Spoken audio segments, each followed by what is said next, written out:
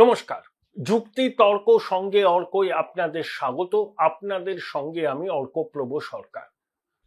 দেশের নির্বাচন কমিশন সিদ্ধান্ত নিয়েছে এসআইআর হবে। পশ্চিমবঙ্গে কবে হবে সেই তারিখটা চূড়ান্ত হয়নি, তবে যে কোনো দিন তার ঘোষণা হয়ে যাবে। আমার ব্যক্তিগত ধারণা, আমার কোনো কনফার্মেশন নেই, দীপাবলি ভাইফোঁটার পরে শুরু হবে, নভেম্বর মাসে চলবে, ডিসেম্বর মাসে যাদের নাম বাদ যাবে তারা আপত্তি জানাবার সুযোগ পাবেন। জানুয়ারির দ্বিতীয় সপ্তাহে পূর্ণাঙ্গ ভোটার তালিকা বের হবে এবং সেই তালিকাকে সামনে রেখেই পশ্চিমবঙ্গের 2026-এর নির্বাচন হবে। নির্বাচন কমিশনের সিইও সমস্ত ইআরও এইআরওদের চিঠি দিয়ে জানিয়ে দিয়েছেন তাদের অবশ্য পালনীয় কর্তব্য কি, এবং জনপ্রতিনিধিত্ব আইনের বিভিন্ন ধারা উল্লেখ করে জাতীয় নির্বাচন কমিশন জানিয়ে দিয়েছে যে নির্বাচনের কাজে, মানে ভোটার তালিকা সংশোধন, পরিমার্জন, নতুন ভোটারদের নাম তালিকায় যুক্ত করার জন্য যারা কাজ করবেন তারা নির্বাচন কমিশনের ডেপুটেশনে থাকবেন এবং তাদের নির্বাচন কমিশনের নির্দেশ অক্ষরে অক্ষরে পালন করতে হবে। ইআরও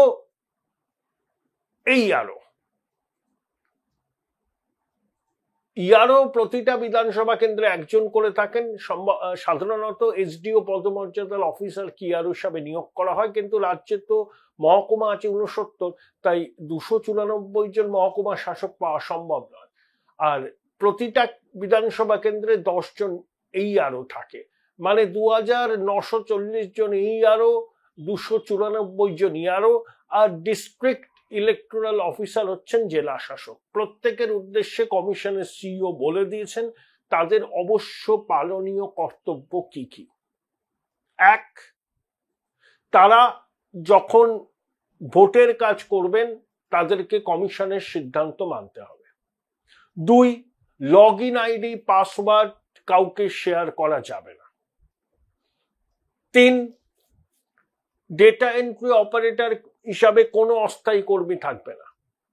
সিস্টেম ম্যানেজার বা অ্যাসিস্ট্যান্ট সিস্টেম ম্যানেজার পদমর্যাদার লোকজনকে রাখতে হবে এবং তারা পশ্চিমবঙ্গ সরকারের হোম এবং হিল অ্যাফেয়ার্স ডিপার্টমেন্টের কর্মচারী হতে হবে। এবং নির্বাচন কমিশনের নির্দেশকে কেউ যদি অমান্য করেন ইচ্ছাকৃতভাবে, তাদের উপর শাস্তির খাড়া নেমে আসবে, তাদের জেল জরিমানা পর্যন্ত হতে পারে এবং তাদের চাকরিটা খোয়াতে হবে। কয়েকদিন আগেই হয়েছিল পূর্ব মেদিনীপুরের ময়না এবং আমাদের বারুইপুর পূর্বের ইআরও এইআরও সহ 4 জনকে এবং একজন ডেটা এন্ট্রি অপারেটরকে সাসপেন্ড করে এফআইআর করতে বলেছিল কমিশন। রাজ্য প্রথমে রাজি হয়নি, শেষ পর্যন্ত কিছুটা মেনেছে, সাসপেন্ড করা হয়েছে, কিন্তু এফআইআর হবে না বলেনি, রুল আউট করেনি, কিন্তু বলেছে যে বিভাগীয় তদন্ত হোক, তারপর ব্যবস্থা নেওয়া হবে, একটু সময় চেয়েছে। রাজ্য সরকারের বিভাগীয় তদন্তের মানে আমরা জানি, সবাইকে এক্সোনারেট করে দেওয়ার চেষ্টা হবে, কিন্তু এই আধিকারিকরা সিইওর কাছে কিন্তু তাদের দোষ স্বীকার করেছেন। এখন এই যে ডেটা এন্ট্রি অপারেটর, এরা তৃণমূলের লোকজনকে বিভিন্ন ঘুরপথে ঢুকিয়ে দেওয়া হয়েছে যাতে বেআইনিভাবে নাম তালিকায় তোলা যায়। তাই সরকারি কর্মচারীদের, যারা গভর্নমেন্টের ডাইরেক্ট পেরোলে আছে, যাদের একটা দায়বদ্ধতা আছে, তাদেরকেই কিন্তু ডেটা এন্ট্রি অপারেটর হিসাবে নিয়োগ করতে হবে। তারা কোনো অবস্থাতেই গ্রুপ সি পদমর্যাদার নিচে হবেন না, তার উপরে হতে পারেন, অর্থাৎ কার্যত চরমপত্র দেওয়া। দেখুন, ডক্টর মনোজ পান্ত নিজে তো নির্বাচনের কাজ সামলেছেন, তিনি জানেন কমিশনের কি ক্ষমতা। তিনি সম্ভবত দিদিমণিকে বুঝিয়েছেন বা তার অন্য উপদেষ্টারাও যে এইভাবে নির্বাচন কমিশনের সঙ্গে সরাসরি সংঘাতের রাস্তায় গেলে রাজ্যেরই মুশকিল হবে। কারণ নির্বাচন কমিশনের ক্ষমতা নির্দিষ্ট করে দিয়েছে দেশের সংবিধান, সেই সংবিধান মোতাবেক কমিশন চলবে এবং স্পেশাল ইন্টেন্সিভ রিভিশন করার ক্ষেত্রে রাজ্য সরকার যদি অসহযোগিতা করে তাহলে কমিশন বলতে পারে যে এখানে সাংবিধানিক প্রতিষ্ঠানকে কাজ করতে দেওয়া হচ্ছে না, এবং নো এসআইআর নো ভোট, এটা কিন্তু স্থির হয়ে গেছে।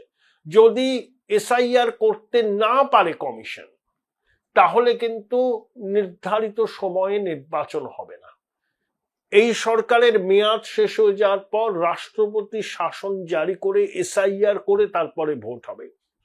এটা বোধহয় মুখ্য সচিব আর মুখ্যমন্ত্রীর উপদেষ্টারা তাকে বুঝিয়েছেন, তাই মুখ্যমন্ত্রী বাধ্য হয়েছেন কিছু কিছু পদক্ষেপ নিতে। সেজন্য ইআরও এবং এইআরওদের নামের তালিকা 29 অগাস্টের মধ্যে চূড়ান্ত করতে মুখ্য সচিব নির্দেশ দিয়েছেন। বিএলওদের তালিকাও 30 তারিখের মধ্যে চূড়ান্ত করতে নির্দেশ দিয়েছেন। অর্থাৎ একদিকে শাসক দল যখন মাঠে ময়দানে বাজার গরম করছে নির্বাচন কমিশনের বিরুদ্ধে, মুখ্য নির্বাচন কমিশনারকে অমিত শাহ দালাল বলছেন, লালিপপ বলছেন, যে ওনার মুখে যা আসে তাই বলেন, কিন্তু তলায় তলায় আবার নবান্ন কমিশনের সঙ্গে সহযোগিতার রাস্তাটাও খোলা রাখছে। খোকাবাবু হুঙ্কার দিয়েছেন 10 লক্ষ লোককে নিয়ে নাকি নির্বাচন সদন তিনি ঘেরাও করবেন। খোকাবাবুর ডাকে 10 লক্ষ লোক যাবেন কলকাতা থেকে উঁচিয়ে দিল্লিতে নির্বাচন সদন ঘেরাও করার জন্য? একবার তো গিয়েছিলেন না বাসে টাসে করে, ওই 100 দিনের বরাদ্দ দিচ্ছে না বলে কি অবস্থান করবেন, রাজঘাটে গিয়েছিলেন, কেন্দ্রীয় মন্ত্রীর সঙ্গে দেখা করার চেষ্টা করেছিলেন, সেসব তো হয়নি।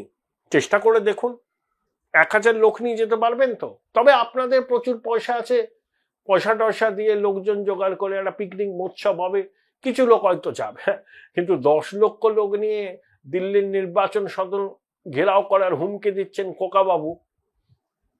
সাথে বলি না বালক বুদ্ধি।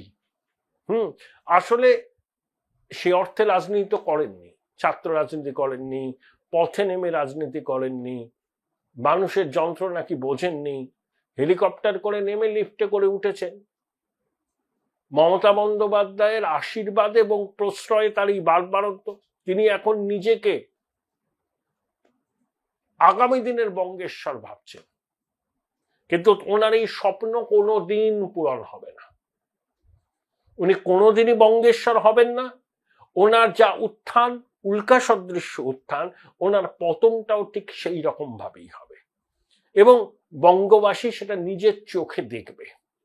অহংকার, ঔদ্ধত্য, ধরাকে সরা জ্ঞান করা, এগুলো মানুষ দেখছে ছোটবাবুর কাছ থেকে। আর বৈভবের আস্ফালন, মানুষ এগুলো বরদাস্ত করে না। সামান্যতম সুযোগ পেলে এদের গণতান্ত্রিক পদ্ধতিতে উচিত শিক্ষা দিয়ে দেবে, সেদিন বেশি দেরিতে নেই। কিন্তু নির্বাচন কমিশন যে কার্যত 1 ইঞ্চি জমি ছাড়বে না, তাহলে আইনের পথে সংবিধান মেনে যা করার করবে, সেটা নবান্ন বুঝতে পেরেছে। এবং বুঝতে পেরেই মুখ্যমন্ত্রীকে বোঝানো হয়েছে যে এই যুদ্ধংদেহী মনোভাব দেখালে পরে তারই ক্ষতি। মুখ্যমন্ত্রী কারুর পরামর্শ কানে তোলেন বলে আমি জানি না, কিন্তু তিনি কিছুটা হলেও বাধ্য হয়েছে। না তো আইপ্যাকও কিছু বলেছে যে অসহযোগিতা করলে নির্বাচন কমিশন চরম পদক্ষেপ নিতে পারে। তাই মাননীয়া কিছুটা নরম হয়েছেন, কিন্তু না চালে বিশ্বাস নেই, পুরোটাই কিন্তু ঠগের বাড়ির ভোজ। যখন এই সংশোধিত এসআইআর চালু হবে, তৃণমূলের সূত্র থেকেই তো খবর পাচ্ছি ওরা ধরে নিয়েছে 70 লক্ষ নাম বাদ যাবে। ওদের এস্টিমেট 70 লাখ, যদি ওরা 1 কোটি হয়। Join Indian Institute of Hotel Management now. Right choice, right decision. তৃণমূলের যদি ভোট ব্যাংক ব্যাপকভাবে ক্ষতিগ্রস্ত হয়, তারা কি হাত গুটিয়ে বসে থাকবে? তখন তারা কিন্তু এসআইআর কে ভেস্তে দেওয়ার জন্য যা করার তাই করবে। এখন তারা একটা সহযোগিতার মেসেজ দিচ্ছে, তৃণমূলও জল মাপছে কমিশনের ভূমিকা কি হয় দেখতে। এসআইআর ধরুন চালু হলো, সব খবর তো বেরোবে যে এত নাম বাদ যাচ্ছে। সেটা যদি তৃণমূলের হিসাবে 70 লাখ, এটা দেখুন, এগুলো তোমরা প্রকাশ্যে বলেনি, এ খবর বাইরে বেরিয়ে আসে, কিন্তু সেটা যদি 1 কোটি হয় তখন কিন্তু তৃণমূল বাধা দেবে এসআইআর এর কাছে। তাই কমিশনকেও সমস্ত কিছু আগাম ভেবে পদক্ষেপ নিতে হবে। যদি ডেটা এন্ট্রি অপারেটর ঠিকভাবে রাজ্য সরকার না দেয়, অবসরপ্রাপ্ত সরকারি কর্মচারীদের কমিশন কাজে লাগাতে পারে, কারণ তাদেরও একটা দায়বদ্ধতা আছে। তারা গন্ডগোল করলে পেনশন বন্ধ হয়ে যেতে পারে, বা কেন্দ্রীয় সরকারি কর্মচারীদের একটা অংশকে লাগাতে পারে কাজে। কিন্তু অস্থায়ী কোনো কর্মীকে ডেটা এন্ট্রি অপারেটর হিসেবে লাগানো যাবে না, এবং তাদের কোনো ভূমিকাই থাকবে না নির্বাচনে।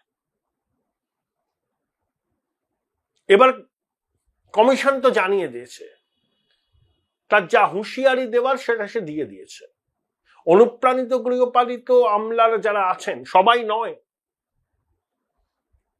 রাজ্যের আমলাকুলের সবাইকে আমি অনুপ্রাণিত গৃহপালিত বলতে রাজি নই। তারা অনেকেই আইন মেনে কাজ করার পক্ষপাতী, আবার একটা সেকশন আছেন তারা ভীষণ রকম অনুপ্রাণিত এবং গৃহপালিত। তাদের উদ্দেশ্যেই কমিশনের বার্তা যে আইন মেনে করুন, আইন মেনে, সংবিধান মেনে নির্বাচনের কাজ করবেন। যখন নির্বাচন কমিশনের নির্দেশ মানবেন, বঙ্গেশ্বরীর নির্দেশ মানবেন না।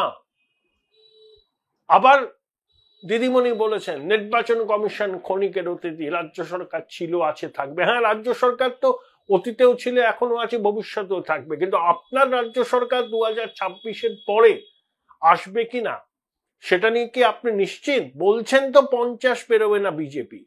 তাহলে 50 যদি বিজেপি না পেরোয়, তাহলে বিজেপিকে নিয়ে এত চিন্তা কেন, এত উদ্বেগ কেন, এত হুঙ্কার কেন? জিতেই তো গেছেন, তাহলে এত উদ্বেগ, এত হুঙ্কার, ইঞ্চিতে ইঞ্চিতে বুঝে নেওয়ার ঘোষণা এগুলো করছেন কেন? এগুলো হচ্ছে ওই কি বলবো, উদ্বেগের চিহ্ন। তলায় তলায় মাটিটা তো সরে গেছে। তারপর দেখুন, তৃণমূলের কোর ভোটাররা তৃণমূলকেই ভোট দেবেন, বিজেপির কোর ভোটাররা বিজেপিকেই ভোট দেবেন। তাতে কিন্তু সরকার তৈরি হয় না, সরকারের পতন হয় না। সরকার গড়ে, সরকার ফেলে সাইলেন্ট মেজরিটি। এই সাইলেন্ট মেজরিটির সিংহভাগ এবার পরিবর্তন চাইছে। তারা মনে করছে এনাফ ইজ এনাফ। বিশেষ করে যেভাবে চৌর্যবৃত্তির সাম্রাজ্য দৃঢ়ভাবে বাংলায় প্রতিষ্ঠিত হয়েছে, তাই সাইলেন্ট মেজরিটি চাইছে এর থেকে পরিত্রাণ পেতে। সেটাই তৃণমূলের কাছে চিন্তার কারণ। সেই জন্যই তারা কখনো আর্তনাদ, কখনো হুমকি, কখনো আবোল তাবোল সবকিছুই বলে চলেছে।